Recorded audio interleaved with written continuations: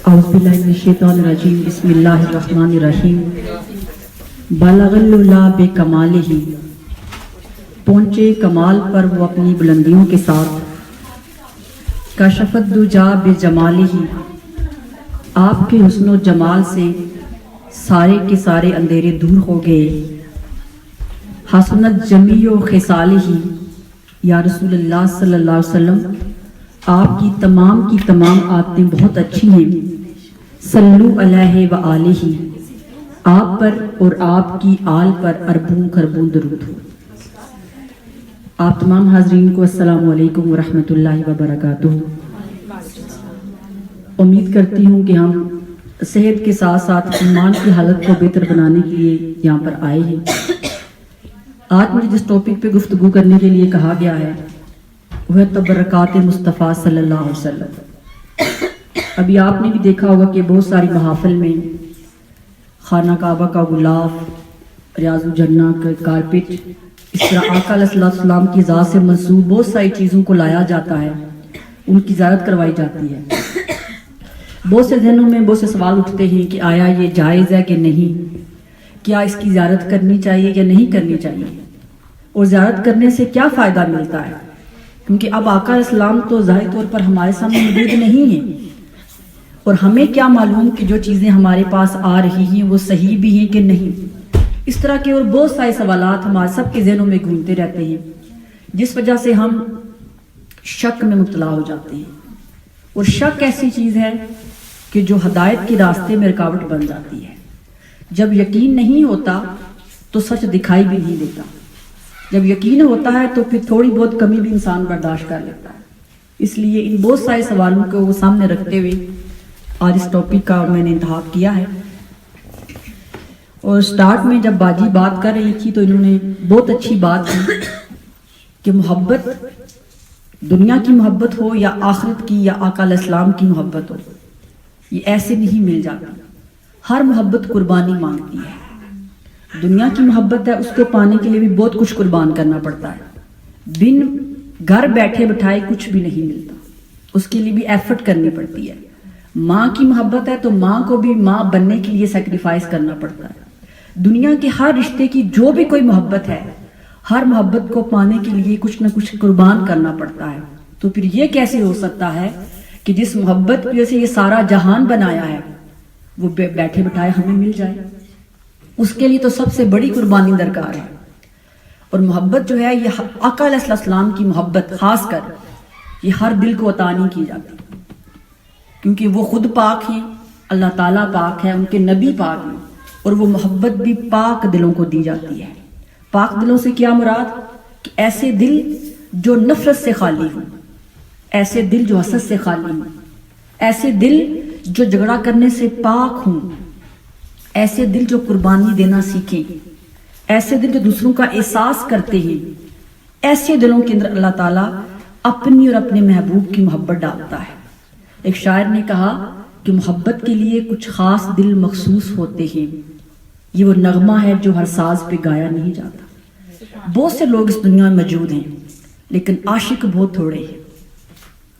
اور باجی نے کہا کہ یہ چنگاری بار بار جلانے سے جلتی ہے، تو اس کے لیے ہمیں اپنی صحبت پہ نگاہ ڈالنی پڑے گی کہ صحبت کیسی ہے۔ جیسی ہماری مجلس ہوگی ویسی ہماری سوچ بنتی ہے۔ آپ سب شاید میری بات سے اتفاق کریں یا نہ کریں، کسی بزنس وومن کے ساتھ بیٹھیں یا بزنس مین کے ساتھ بیٹھیں، وہ بزنس کی باتیں کرتا ہے، کیونکہ اس کی سوچ، اس کا ایکسپیرینس، اس کا فوکس بزنس ہوتا ہے نا، تو وہ اپنی بزنس کی باتیں شیئر کرے گا۔ آپ کسی ڈریس ڈیزائنر کے پاس بیٹھیں تو ڈریس ڈیزائنر اپنی فیلڈ کی ڈریسز کی باتیں کرے گی یا کرے گا، ایسے ہی ہے۔ آپ جیولری والے کسی کے پاس بیٹھیں تو وہ جیولری کی باتیں کرے گا۔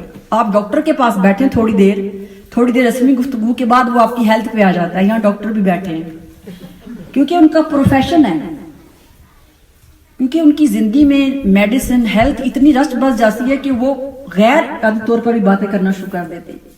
اسی طرح آپ ماں کے پاس بیٹھیں تو ماں بچوں کی باتیں کرتی ہے، آپ ینگ گرلز کے ساتھ بیٹھیں تو ان کی سوچ اور ہوتی ہے۔ اسی طرح آقا علیہ السلام کی محبت، اور اگر دین کی ہم نے محبت لینی ہے تو ہمیں ان جیسے لوگوں کے پاس بیٹھنا پڑے گا۔ عشق میرا ہمیشہ عاشقوں سے ملتا ہے، اور آقا علیہ السلام کی محبت تو ایسی چیز ہے کہ یہ ایک بار دلوں کو اس کی مٹھاس مل جائے تو جو سکون ملتا ہے وہ دنیا کی کسی چیز میں نہیں۔ اور آپ میں سے بہت سے لوگ آقا علیہ السلام کے در پر مدینہ پاک گئے ہیں نا، وہاں جا کے جو ٹھنڈک، جو سکون، جو راحت، جو کیفیات ملتی ہیں وہ یہاں کیوں نہیں ملتی؟ کیونکہ وہاں ہمارے دل محبت والے بن جاتے ہیں، سارا فوکس ہمارا صرف اور صرف انہی کی طرف ہوتا ہے، اسی لیے ان کی یادیں، ان کی باتیں، ان کا نام اچھا لگتا ہے۔ تو آپ سب کوشش کریں کہ یہ جو آج عشق مصطفیٰ کی چنگاری نعتوں کی صورت میں ہمارے دلوں میں روشن ہوئی ہے، اسے بجھنے نہ دیں۔ تو کیسے روشن رکھیں گے؟ ان محافل میں بار بار، اور اپنے بچوں کو بھی ساتھ لے کر آئیں۔ اگر ہم چاہتے ہیں نا کہ ہم زندہ رہیں تو اپنی اولاد کو ساتھ لے کر آئیں۔ ابھی آپ نے دیکھا یہ 3 چھوٹی بچیاں یہ تلاوت کر رہی تھی، نعت پڑھ رہی تھی، تو ایسے ایک دن کی محنت نہیں ہے کہ ایک دن میں انہوں نے سنا تو یاد کر لیا، اس کے پیچھے ظاہر ہے وقت لگا ہے، ٹریننگ دینی پڑی ہے۔ اور آپ نے حدیث مبارکہ بھی سنی ہے کہ حضرت موسیٰ علیہ السلام اللہ کے نبی کوہ طور پر کلام کرنے جاتے تھے، اللہ پاک سے گفتگو کرتے تھے، ایک بار جا رہے تھے تو دیکھا ایک قبر سے چیخوں کی آواز آ رہی ہے، اس قبر والے کو عذاب دیا جا رہا تھا۔ آپ گزر گئے، اللہ تعالیٰ سے کلام کیا، واپس آئے تو کیا دیکھا؟ اس کی قبر خوشبو سے بہک رہی تھی۔ تو بڑے حیران ہوئے کہ اتنے تھوڑے سے عرصے میں میرے کوہ طور سے آنے جانے میں اس نے ایسا کیا عمل کر دیا ہے کہ اس کی قبر پہلے چیخوں سے بھری ہوئی تھی، اب خوشبو سے بھری ہوئی ہے۔ تو اللہ کی بارگاہ میں عرض کی، باری تعالیٰ مجھے معاملہ سمجھ نہیں آیا کہ اتنے تھوڑے سے وقفے میں ایسا کیا ہو گیا۔ تو اللہ تعالیٰ نے کہا موسیٰ جب کوئی بندہ مر جاتا ہے اس کا اپنا عمل کرنے کا سلسلہ ختم ہو جاتا ہے، اس نے کیا عمل کرنا تھا؟ اگر اچھے عمل لے کے آیا ہوتا تو قبر چیخوں سے نہ بھری ہوتی۔ تو پھر موسیٰ علیہ السلام نے پوچھا باری تعالیٰ پھر ایسا کیا ہوا کہ اتنے تھوڑے سے عرصے میں تو نے اس کی قبر کو خوشبوؤں سے بھر دیا؟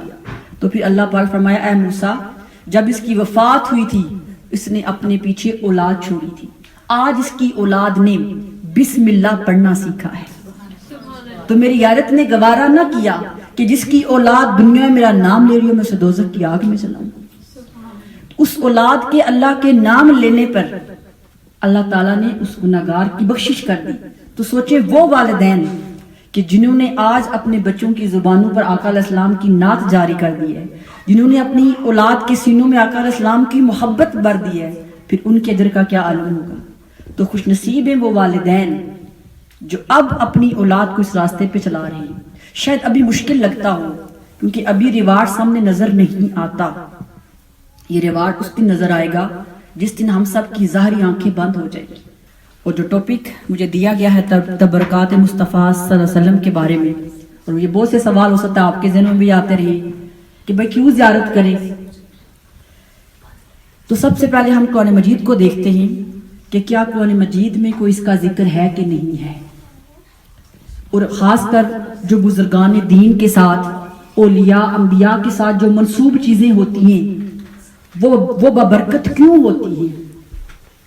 تو اللہ رب العزت نے بنی اسرائیل جو قوم تھی ان کے لیے اللہ پاک نے ایک تابوت، ایک صندوق آسمان سے اتارا تھا جسے کہتے ہیں تابوت سکینہ یا تابوت سکینہ، جس کا ذکر اللہ پاک نے قرآن مجید کی سورہ البقرہ میں کیا ہے۔ سورہ البقرہ کی آیت نمبر 248 میں اللہ پاک نے ارشاد فرمایا، اور ان کے نبی نے ان سے فرمایا کہ تمہارے پاس اللہ کی نشانی یہ ہے کہ تمہارے پاس ایک صندوق آئے گا، اس میں تمہارے رب کی طرف سے سکون قلب، دل کے سکون کا ذریعہ ہے، اس میں کچھ آل موسیٰ سیدنا موسیٰ علیہ السلام اور سیدنا ہارون علیہ السلام کے چھوڑے ہوئے تبرکات ہوں گے، اسے فرشتوں نے اٹھایا ہوگا، اگر تم ایمان والے ہو تو بے شک اللہ تعالیٰ اس میں تمہارے لیے بڑی نشانیاں رکھی ہیں۔ اللہ تعالیٰ نے بنی اسرائیل جو تھے قوم، ان کے پاس سیدنا موسیٰ علیہ السلام کا عصا جسے پکڑ کر وہ چلتے تھے، جسے آپ نے سانپوں کے مقابلے میں لہرا دیا تھا، اس کے کچھ پیسز تھے، سیدنا موسیٰ علیہ السلام کے کپڑے تھے، سیدنا ہارون علیہ السلام جو سیدنا موسیٰ کے بعد آئے تھے ان کی کچھ استعمال کردہ چیزیں تھی، اور بنی اسرائیل کا یہ معمول تھا کہ جب بھی جنگ پر جاتے تھے اس صندوق کو، وہ جو انبیاء کرام کی منسوب چیزیں تھیں اس کو جنگ میں آگے آگے رکھتے تھے. اس صندوق کی برکت سے چاہے وہ تعداد میں تھوڑے ہوتے انہیں فتح نصیب ہوتی تھی. جب وقت گزر گیا ان چیزوں کی قدر انہوں نے کھو دی تو پھر غیر مسلم نے اور لوگوں نے صندوق کو چھین لیا. جب وہ نعمت چھن گئی پھر بنی اسرائیل کو یاد آیا کہ جس کی وجہ سے فتح ملتی تھی وہ چیز تو گم ہو گئی ہے. پھر ڈھونڈنا شروع کیا لیکن وہ نہ ملی. پھر کسی ایک بندے کو منتخب کیا جسے اللہ پاک نے نبی بنانا تھا. تو انہوں نے کہا کہ اس نبی کی نشانی یہ ہوگی کہ جو تمہارا گما ہوا تابوت سکینہ ہے وہ اللہ تعالیٰ اسے عطا کرے گا فرشتوں کے ذریعے. جب صبح ہوئی تو سیدنا جالوت علیہ السلام کے گھر کے باہر وہ صندوق پڑا. تو قرآن مجید کی روشنی میں انبیاء کرام کے ساتھ جو چیزیں منسوب ہوتی ہیں ان سے برکت لینا یہ قرآن کی تعلیمات ہے.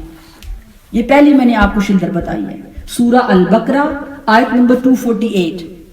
دوسری، نبیوں نے بھی دوسرے نبی کی چیزوں سے برکت حاصل کی ہے اور وہ ہے سورہ یوسف آیت نمبر 92. اس میں کہا اذهبوا بقمیضی ھذا فألقوہ علی وجہی ابی یأتی بصیرا.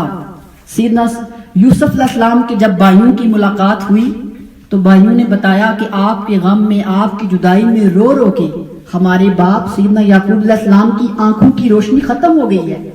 تب سیدنا یوسف علیہ السلام نے کہا اذهبوا بقمیضی، یہ میری قمیض لے جاؤ اور جا کر میرے باپ کے چہرے پر ڈال دو تو ان کی آنکھوں کی روشنی واپس ہو جائے گی.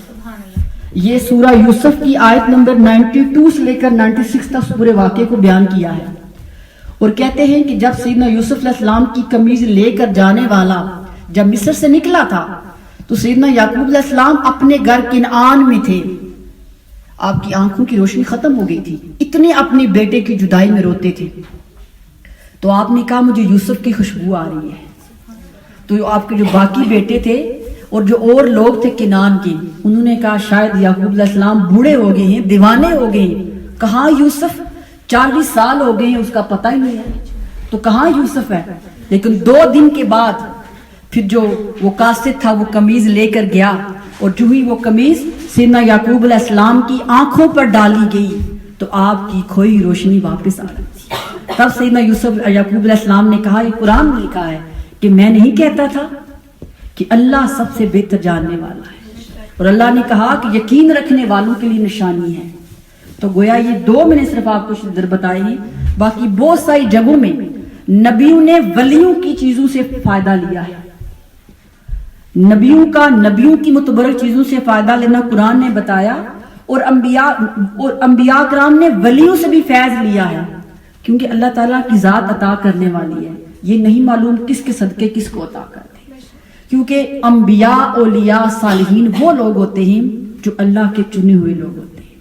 ان سے جو چیزیں ان کے ساتھ رہتی ہیں، چاہے وہ ان کا لباس ہو، ان کا جسم ہو، ان کے بال ہوں، ناخن ہو، کچھ بھی ہو، کیونکہ وہ خود متبرک ہوتے ہیں، خود برکت والے ہوتے ہیں، اس لیے ان کی چیزیں بابرکت بن جاتی ہیں.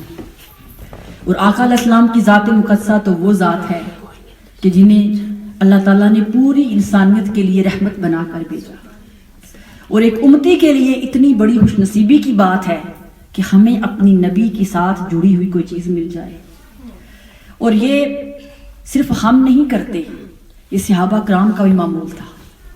ان کے سامنے تو آقا علیہ السلام موجود تھے نا، وہ آقا علیہ السلام کی کوئی بھی چیز وہ ضائع نہیں کرتے تھے. صحیح بخاری کے حدیث مبارکہ ہے، عروہ بن مسعود وہ خود روایت کرتے ہیں، وہ کہتے ہیں میں مسلمان ابھی نہیں ہوا تھا تو مجھے کفار مکہ نے سفیر بنا کر بھیجا کہ جا کر محمد صلی اللہ علیہ وسلم سے بات چیت کرو. تو کہتے جب میں گیا تو کیا دیکھا کہ محمد مصطفیٰ صلی اللہ علیہ وآلہ وسلم وہ صحابہ کے درمیان بیٹھے تھے. تو وہ عروہ بن مسعود کہتے ہیں میں مسلمان نہیں ہوا تھا، میں نے کیا دیکھا کہ حضور کے صحابہ پروانوں کی طرح حضور کے گرد گھوم رہے تھے. تو میں نے کیا دیکھا کہ ایک حجام باربر آپ کے بال کاٹ رہا تھا.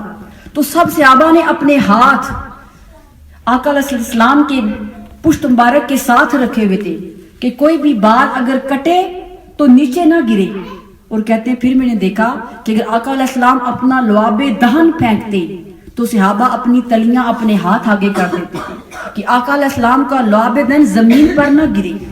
اور جب جس کسی کے ہاتھ پر آقا علیہ السلام کا لعاب دہن پڑتا تو وہ اپنے ہاتھوں سے مل کر فوراً اپنے چہرے پر اپنے سینے پہ مل لیتا. اور جس سے وہ لعاب دہن نہ ملتا تو وہ کیا کرتا, دوسرے صحابی کے خشک ہاتھ کے ساتھ اپنا ہاتھ مل کر اس میں نسبت پا لیتا. تو کہتے ہیں جب یہ منظر میں نے دیکھا تو میں واپس چلا گیا اور جا کر کفار مکہ کو بتایا کہ جو منظر ادب کا آج میں نے دیکھا ہے اس سے پہلے میں نے کبھی نہیں دیکھا. کہتے ہیں میں قریش کا سفیر بن کر کیسر و کسرا کے دربار میں بھی گیا تھا, بڑے بڑے بادشاہوں کے دربار میں گیا تھا, لیکن یہ محبت, یہ ادب کا عالم میں نے صرف اور صرف مصطفیٰ کے جانثاروں کا دیکھا. تو صحابہ کرام جو تھے وہ آقا علیہ السلام سے اتنی محبت کرتے تھے, اتنی محبت کرتے تھے کہ اپنی جان بھی وارنے کے لیے تیار رہتے تھے. اور کسی صحابی نے بھی کبھی دوسرے کو یہ نہیں کہا تھا کہ بھئی یہ تم کیوں کر رہے ہو. اور سب سے بڑی بات دیکھیں, آقا علیہ السلام کی جو ذات ہے وہ برائیاں مٹانے آئی تھی. اگر یہ کام غلط ہوتا اسی وقت آقا علیہ السلام روک نہ دیتے بھئی ایسا نہ کرو, بلکہ خود آقا علیہ السلام نے اس کی ترغیب دی. اور یہ جو حدیث مبارکہ میں آپ کو سنا رہی ہوں یہ صحیح مسلم میں ہے. انس بن مالک روایت کرتے ہیں کہ حج کا موقع تھا تو آقا علیہ السلام نے حج کیا. قربانی کے بعد جیسے قصر کرواتے ہیں نا, حلق بھی کرواتے ہیں, تو آقا علیہ السلام نے اپنے بال قربانی دینے کے بعد جب اتروانے لگے تو کہتے ہیں کہ مجھے اپنے پاس بلایا اور کہا کہ طلحہ کو بلاؤ, صحابی رسول کو بلاؤ. جب وہ آئے تو آقا علیہ السلام نے اپنا دایاں حصہ جو ہے وہ باربر کے سامنے کیا اور کہا یہاں سے بال اتارو. جب اس نے بال اتارے تو کہا یہ طلحہ کو دے دو. خود آقا علیہ السلام نے وہ بال حضرت طلحہ کو دیے. پھر بایاں حصہ آگے کیا, اس کے بال بھی اتروائے. اتروانے کے بعد کہا طلحہ یہ لے لو اور جا کر سب لوگوں میں بانٹ دو. تو وہ جو طلحہ تھے انہوں نے پھر وہ آقا علیہ السلام کے منہ میں بال مبارک لے کر پھر جتنے بھی وہاں لوگ تھے جن کے نصیب میں وہ بال مبارک آئے پھر سب کو عطا کر دی. اور سیدنا انس بن مالک کا واقعہ سناتی ہوں آپ کو. اور اس حدیث کو امام عینی نے اپنی کتاب عمدۃ القاری میں بیان کیا ہے اور صحیح بخاری میں. حضرت ام سلمہ رضی اللہ تعالی عنہا کے پاس آقا علیہ السلام کا ایک منہ مبارک تھا. جتنے بھی صحابہ پاس تھے نا ان کے پاس کوئی نہ کوئی چیز آقا علیہ السلام کی تھی. اور وہ کیا کرتے, جب کبھی اداس ہوتے تھے, جب کبھی غمگین ہوتے تھے تو آقا علیہ السلام کی نسبت والی چیزیں سامنے رکھ کر ان کو یاد کیا کرتے تھے. ان یادوں کو تازہ کرتے. جب مصطفیٰ مدینہ کی گلیوں میں چلتے تھے تو ایسا ہوتا تھا.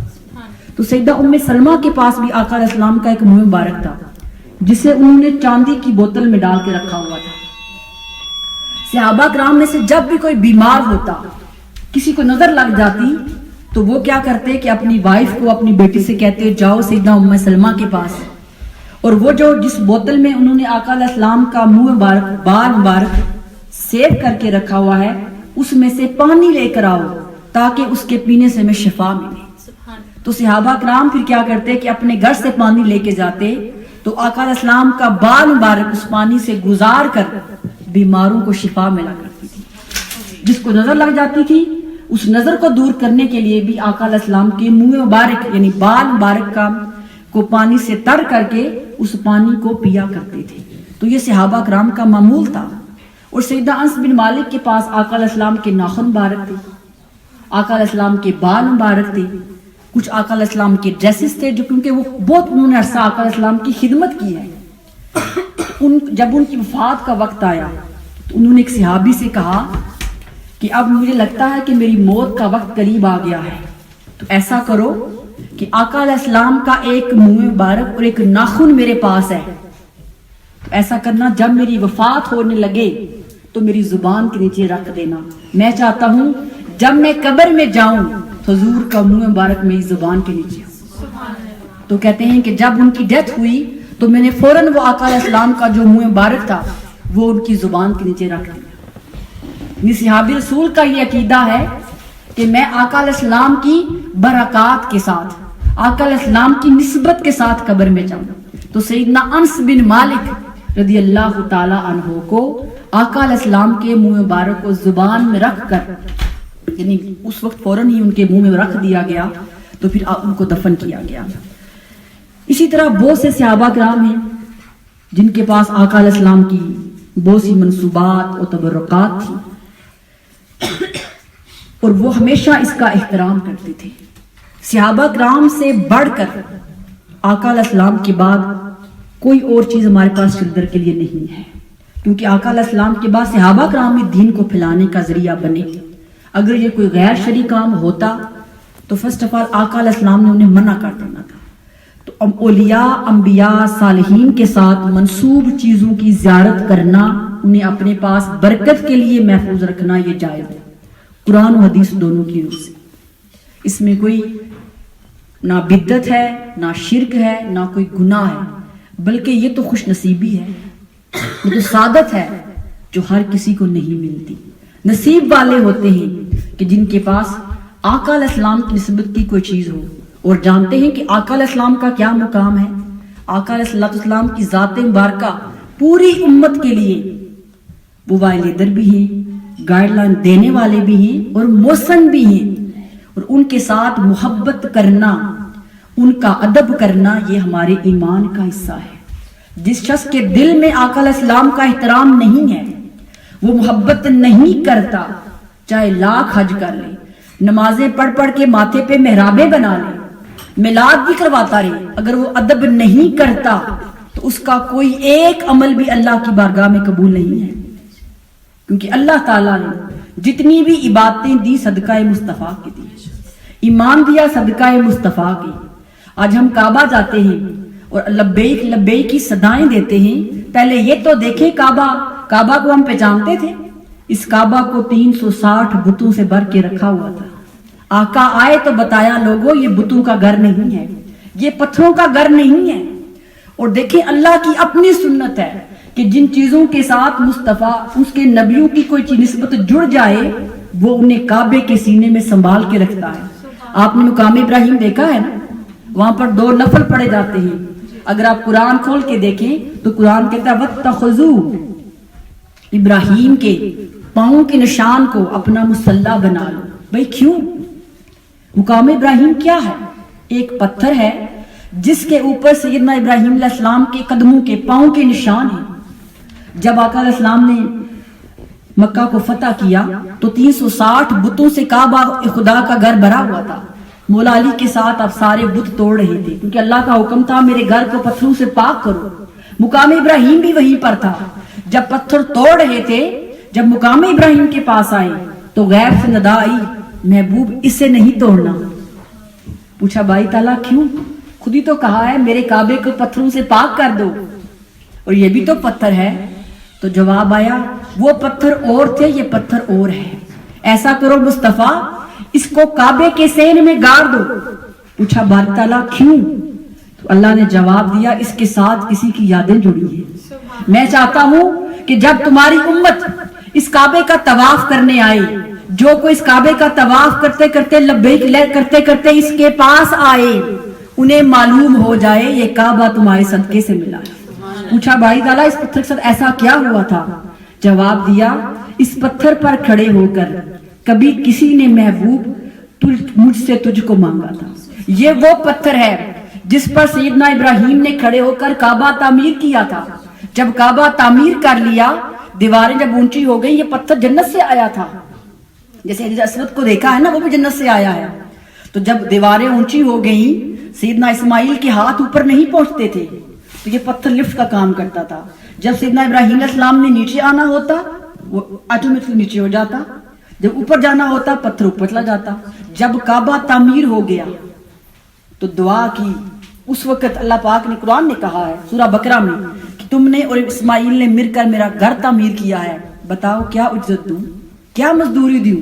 اس وقت سیدنا ابراہیم علیہ السلام نے دعا کی تھی ربنا وابعث فیہم رسولا، اے باری تعالیٰ اس آخری نبی کو جسے محمد مصطفیٰ کہتے ہیں مجھے اس کا دادا بنا دے۔ بس وہ قبولیت کے لمحے تھے، وہ دعا قبول ہوئی۔ اللہ نے اس پتھر سے کہا اے پتھر تو پگھل جا۔ میں چاہتا ہوں جن لمحوں میں ابراہیم نے میرے مصطفیٰ کو مجھ سے مانگا ہے میں چاہتا ہوں اے پتھر تم ان لمحوں کو اپنے سینوں میں قید کر لے، اور جب میرے مصطفیٰ کی امت میرے کعبے کا طواف کرنے آئے گی، لبیک کہتے کہتے جب مقام ابراہیم پر آئے گی، انہیں یاد کراؤں گا کہ کعبہ تمہیں میں نے اس پتھر مانگنے والے کے صدقے دیا۔ تو چونکہ اس پتھر کے ساتھ نسبت مصطفیٰ کی جڑی ہے، اس لیے اس پتھر کو اللہ نے کعبے کے سین میں رکھ دیا۔ ہر کوئی جاتا ہے وہاں پہ، طواف کرنے کے بعد وہاں پہ 2 نفل پڑتا ہے، تو وہ قدم تو سیدنا ابراہیم علیہ السلام کے ہیں، لیکن نسبت مصطفیٰ کی تھی، کیونکہ جس لمحوں میں مصطفیٰ کو مانگا تھا اس لمحوں کو اللہ پاک نے امت کے لیے نشانی بنا دی۔ اس لیے آقا علیہ السلام کے ساتھ، ذات کے ساتھ جو چیز بھی جڑی ہے اسے اللہ تعالیٰ نے خود سنبھالا ہے، خود اس کو متبرک بنایا ہے۔ تو میں کہوں گی خوش نصیب ہیں وہ لوگ جنہیں آقا علیہ السلام کی ذات سے منسوب چیزیں مل جایا کرتی ہیں، یہ ہر کسی کو نہیں ملتی ہیں۔ حضرت خالد بن ولید، ان کے پاس بھی آقا علیہ السلام کا ایک منہ مبارک تھا، آقا علیہ السلام کی ریش مبارک، داڑھی کا ایک بال تھا جسے وہ اپنی جان سے بڑھ کر عزیز رکھتے تھے۔ انہوں نے کیا کیا ہوا تھا، اس بال کو اپنی ٹوپی کے اندر سی دیا تھا، ہر وقت ٹوپی پہنتے تھے، وہ بال سر پہ ہوتا۔ اور آپ کو معلوم ہے نا، سیدنا خالد بن ولید کو آقا علیہ السلام نے سیف اللہ، اللہ کی تلوار کا لقب دیا تھا۔ ساری زندگی جہاد کرتے گزر گئی، ساری زندگی جنگ لڑتے گزر گئی۔ ایک بار ایسا ہوا کہ وہ کسی جنگ میں گئے تھے، اور یہ جنگ تھی یرموک کی، اسلامی لشکر جو تھا اس کو شکست ہو رہی تھی۔ جتنے صحابہ تھے وہ پریشان تھے کہ ابھی کفار اتنے زور سے حملہ کریں گے کہ سب شہید ہو جائیں گے۔ رات کا وقت ہو گیا، سب لوگ اپنے اپنے خیموں میں چلے گئے کہ ابو عبیدہ بن جراح، وہ مدینہ پاک میں تھے، آقا علیہ السلام ان کے خواب میں آئے اور کہا ابو عبیدہ تم یہاں سو رہے ہو، وہاں خالد کا لشکر مشکل میں ہے، اٹھو ابھی جاؤ اس کی مدد کو جاؤ۔ تو سیدنا ابو عبیدہ بن جراح اٹھے، خواب میں آدھی رات کا وقت تھا، حضور نے آ کے ان کو انفارم کیا کہ تم یہاں سو رہے ہو، وہاں خالد پریشان ہے۔ انہوں نے اسی وقت مدینے کی گلیوں میں نکارہ بجایا کہ جو لوگ بھی یہاں موجود ہیں، جس کے پاس گھوڑا ہے، تلوار ہے، اونٹ ہے، فوراً لے کے میرے پاس آئیں۔ جو سیدنا خالد بن ولید کی وائف تھی ام تمیم، وہ مدینہ پاک میں تھی، انہوں نے یہ آواز سنی، فوراً لوگ جمع ہو گئے، کیونکہ وہ محبت کرنے والے لوگ تھے۔ وہ یہ نہیں پوچھتے تھے کیوں بلایا ہے، بس جب ان کو صدا ملتی تھی نا کہ حضور کے دین کے لیے جانا ہے، وہ تو اپنی جان بھی قربان کرنے کے لیے تیار تھے۔ فوراً سب صحابہ تیار ہو گئے، اسی وقت 2-3 گھنٹے کے اندر لشکر تیار جانا ہو گیا۔ جب وہ جا رہے تھے تو کیا دیکھتے ہیں کہ لشکر کے آگے ایک بہت گھوڑا تیز دوڑا ہے، اس کے اوپر کوئی سوار ہے۔ تو صحابہ کرام نے سمجھا شاید اللہ پاک نے ہماری مدد کے لیے کوئی فرشتہ بھیجا ہے، کیونکہ اس دور میں فرشتوں کو دیکھتے بھی تھے نا، وہ جنگ بدر میں ایسا ہوا، بہت سی جنگوں میں۔ لیکن جب دیکھا کہ گھوڑا بہت تیز دوڑ رہا ہے تو 2-3 لوگوں کو بھیجا، جاؤ چیک کرو کوئی جاسوس ہی نہ ہو۔ تو وہ بھی پیچھے گئے چونکہ، اور جب جا کے اس گھوڑے کو روکا اور روک کر پوچھا اے تیز دوڑ کر جانے والے بتا تو کون ہے؟ تو جب چادر ہٹائی تو وہ کوئی مرد نہیں، سیدنا خالد بن ولید کی وائف تھی جن کا نام ام تمیم تھا۔ تو صحابہ کرام دیکھ کر حیران ہو گئے، یہ عورت اور یہاں۔ انہوں نے پوچھا آپ کہاں جا رہی ہیں؟ انہوں نے کہا میدان جنگ میں جا رہی ہوں۔ پوچھا کیوں؟ اس نے کہا خالد کی ایک چیز گھر رہ گئی تھی، وہ دینے جا رہی ہوں۔ تو صحابہ بھی حیران پریشان، ایسی کون سی چیز تھی جو گھر رہ گئی ہے اور دینے ان کی بیوی جا رہی ہے؟ لیکن روکا نہیں۔ جب وہ یرموک کے پاس پہنچی تو سیدنا خالد بن ولید کو بھی معلوم نہیں تھا کہ میرا لشکر میں مدد کو آ رہا ہے، تو آپ تلوار لے کے کھڑے ہو گئے اور دور سے آنے والے گھوڑے کو بولا کہ اپنی رفتار روک لے ورنہ خالد کی تلوار چل جائے گی۔ تو اس نے دور سے کہا اے خالد تلوار کو نیام میں ڈال لو، میں کوئی اور نہیں آپ کی وائف ام تمیم ہوں۔ تو آپ بھی حیران رہ گئے، کہا تم یہاں؟ اس نے کہا ہاں، جس وقت ابو عبیدہ بن جراح مدینہ کی گلیوں میں آواز دے رہے تھے کہ لوگوں لشکر کی ضرورت ہے خالد کو، تو میں نے دیکھا کہ آپ اپنی ٹوپی گھر بھول گئے تھے، وہ ٹوپی جس کے اندر آقا علیہ السلام کا منہ مبارک تھا وہ تو آپ گھر بھول گئے تھے۔ مجھے فوراً خیال آیا چونکہ اس دفعہ ٹوپی پہن کر نہیں گئے اس لیے آپ کو شکست ہو رہی ہے، تو میں آپ کو وہ ٹوپی دینے آئی ہوں۔ پھر سیدنا خالد بن ولید نے وہ ٹوپی لی، اسے سر پہ پہنا، پھر ایسے جنگ لڑے کہ کوئی ایک بھی زندہ نہ بچا مسلمانوں کو فتح ہوا. یہ سب آقا علیہ السلام کے اس بال مبارک کی برکت تھی. لڑنے والے تو پہلے بھی خالد بن ولید تھے اور بعد میں بھی لڑتے تو خالد بن ولید ہی تھے, لیکن جب آقا علیہ السلام کا منہ مبارک آیا تو پھر جنگ کی کایا ہی پلٹ گئی. یہ صحابہ کا عقیدہ تھا کہ وہ آقا علیہ السلام کی چیزوں کو اپنی جان سے بڑھ کر رکھا کرتے تھے. اور ایک بار وہ ٹوپی پہنی ہوئی تھی تو ایک یہودی پہلوان کے ساتھ سیدنا خالد بن ولید کی لڑائی ہو رہی تھی, اور 1 to 1 تلواروں کے ساتھ نہیں, طاقت آزمائے. آپ دیکھتے ہیں نا کشتی ریسلنگ, تو وہاں پہ 2 پہلوان ہاتھوں میں ہاتھ ڈال کے لڑ رہے ہوتے ہیں. تو آپ کی ٹوپی گر گئی. جب ٹوپی گری, سر سے گر کے دور جا گری, تو خالد بن ولید جو تھے ان کی سارا دھیان ٹوپی کی طرف چلا گیا. اس کے ساتھ بھول گئے کہ میں اس سے جنگ لڑ رہا ہوں, تو اس نے آپ کو گرا دیا نیچے. تو آپ نے صحابہ کرام سے کہا جلدی آؤ, یہ ٹوپی میرے سر پہ رکھ دو, دنیا کی کوئی طاقت مجھے ہرا نہیں سکتی. تو اس وقت جو صحابہ کرام تھے انہوں نے کہا خالد تمہاری جان پہ پڑی ہے, تمہیں اپنی ٹوپی کی پڑی ہوئی ہے, ٹوپی تمہیں اور لے دیں گے, اس وقت اپنی جان کی پرواہ کرو. تب سیدنا خالد بن ولید نے کہا مجھے ٹوپی کی قیمت کی فکر نہیں, بلکہ اس ٹوپی کے اندر جو مصطفیٰ کی برکت ہے اس کی ضرورت ہے. جو ہی صحابہ کرام نے ٹوپی آپ کے سر پہ رکھی, سیدنا خالد بن ولید کے اندر اتنی طاقت آئی کہ جو پہلے اس پہلوان کے نیچے گرے تھے پھر اس کو نیچے گرا کے اس کی گردن موڑ کر خاتمہ کر دیا تھا. یہ اعتقاد کی طاقت تھی, یہ یقین کی طاقت تھی, یہ محبت کی طاقت تھی جس نے صحابہ کرام کی زندگیوں کو روشن کر دیا تھا. آج بھلے آقا علیہ السلام ہمارے سامنے موجود نہیں ہیں, لیکن ان کے ساتھ منسوب کوئی بھی چیز ہمارے لیے ادب کا, احترام کا, برکت کا ذریعہ ہے, اور ہم اس سے فیض لے سکتے ہیں اور وہ فیض دیتے بھی ہیں. یہ جو واقعہ ابھی آخر سنانے لگی ہوں, یہ 13ویں صدی کے مجدد شاہ عبد الرحیم جو ہندوستان دہلی کے رہنے والے تھے, وہ اپنا واقعہ روایت کرتے ہیں. کتاب الدر السمین فی مبشرات النبی الامین, اس کتاب میں شاہ عبد الرحیم اپنا واقعہ بیان کرتے ہیں. وہ کہتے ہیں کہ مجھے ایک بار اتنا سخت بخار ہوا کہ لگتا تھا کہ آخری وقت آ گیا, اور ہر وقت غنودگی تاری رہتی تھی. سارے ڈاکٹر حکیم جو بھی تھے وہ انہوں نے بتا دیا کہ اب ان کی زندگی تھوڑی مہلت رہ گئی ہے. تو کہتے ہیں اسی پریشانی کے عالم میں ان کے اپنے باپ ان کے خواب میں آئے غنودگی کے عالم میں, اور کہا عبد الرحیم پریشان نہ ہو, آج آقا علیہ السلام آپ کی عادت کے لیے آ رہے ہیں, اور ایسا کرو اپنی چارپائی کا رخ بدلو کیونکہ تمہاری ٹانگیں دروازے کی طرف ہیں, انہوں نے اس جانب سے آنا ہے.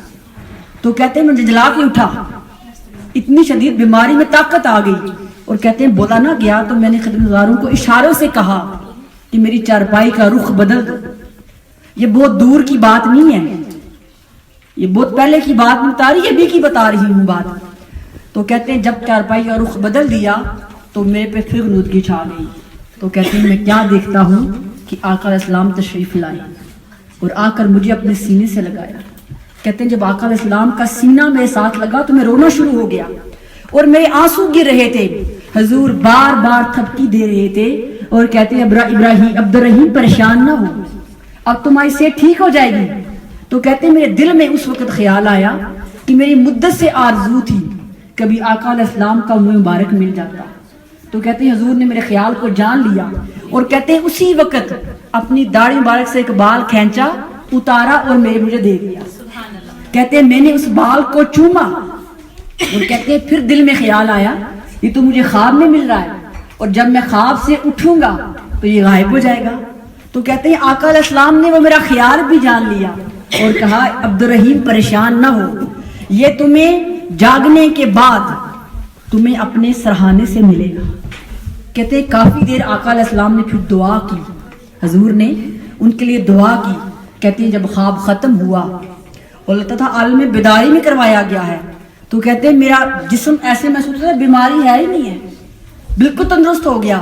تو کہتے ہیں میں نے اپنا تکیہ اٹھایا تو آقا علیہ السلام کا منہ مبارک وہاں پہ موجود تھا, اور پھر وہ منہ مبارک وہ کہتے ہیں کہ اس منہ مبارک کو وہ ہمیشہ اپنے پاس سنبھال کے رکھتے تھے.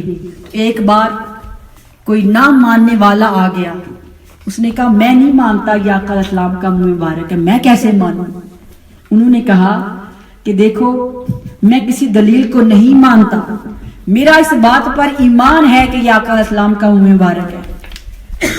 اس نے کہا کہ میں نے سنا تھا کہ جب آقا علیہ السلام دھوپ میں باہر نکلا کرتے تھے تو بادل سایہ کرتے تھے، ایسا کرو آج آزما کے دکھا لیتے ہیں۔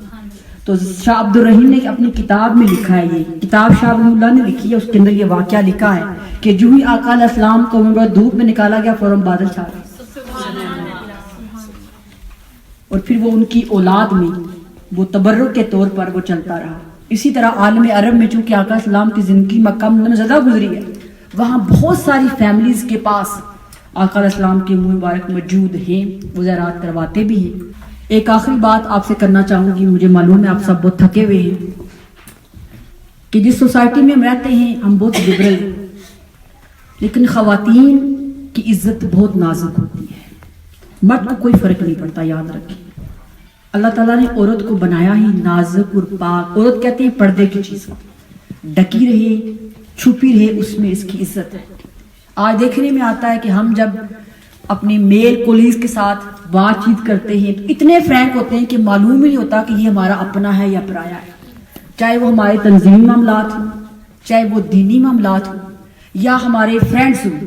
میں بوائے فرینڈ تو نہیں کہوں گی، لیکن کلاس میں بھی ایسا ہوتا ہے کہ ہم بالکل کوئی گرینس نہیں رکھتے۔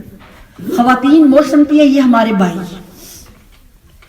وہ ہر کسی کو بھائی سمجھتی ہے کہ یہ ہمارا بھائی ہے، ضروری جس نگاہ سے ہم دیکھ رہے ہیں وہ بھی ایسے نگاہ سے دیکھیں، یہ یاد رکھیں۔ اس لیے اس میں احتیاط کا دامن کبھی نہیں چھوڑنا چاہیے۔ اپنے بھائی کے سوا کوئی بھائی نہیں ہوتا، یاد رکھیے، لکھ لیں قاعدہ اپنے پاس، اپنے باپ کے سوا کوئی دوسرا باپ نہیں ہے۔ یہ دو ایسے رشتے ہیں، ہم نہ غلطی میں غفلت میں ہم اور لوگوں کو بھی جو غیر محرم ہوتے ہیں ان کے ساتھ بھی اتنے کلوز ہو جاتے ہیں کہ ہمیں لگتا ہے کہ جیسے ہمارا باپ دیکھتا ہے ویسے یہ بھی دیکھا۔